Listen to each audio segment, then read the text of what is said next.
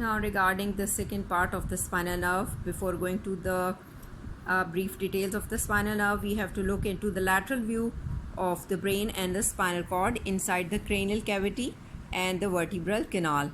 You can see in this lateral view that the spinal cord in the cervical region is convex forward. In the thoracic region it is concave forward. Again you see that in the lumbar region it is again convex forward, and in the sacrum and coccygeal level you find them as a concave forward. And if you find that on the anterior view, you just have a look on this inferior aspect of the brain and you can find various cranial nerves. These are the 12 pairs of cranial nerves. Here you can find the spinal cord, and there are 31 segments of the spinal cord, and same number of spinal nerves are there, which are also 31 in number and are also paired. Now we have to move towards a little bit finer detail of the spinal nerve we mentioned earlier. So you can see that this is the spinal cord segment, the gray matter and the white matter.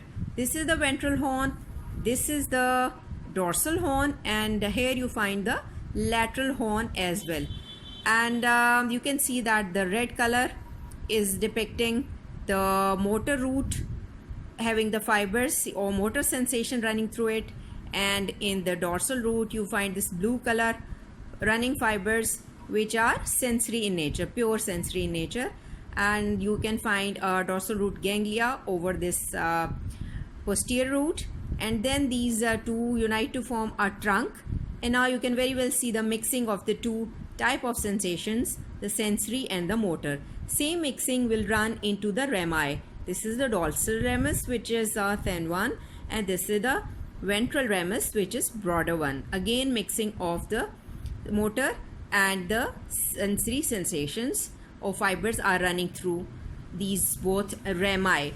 Now you can focus that these rami, or in the below diagram you can see the communicant. This is the white rami communicant and this is the gray rami communicant. So we can very well understand that these rami and communicants, they behave as a road through which fibers passes to reach their destination. Again kindly concentrate on the dorsal root ganglia or spinal ganglion, what they carry inside. The nerve cell bodies of these sensory information of the sensory nerves, you would say, lie here, or neurons lie here, and they have got the peripheral processes which you call it as dendrites, and these dendrites, they have to pass to the periphery for the innervation of the effectors. And now they've got the central processes which are moving towards the CNS, or you call it as axons.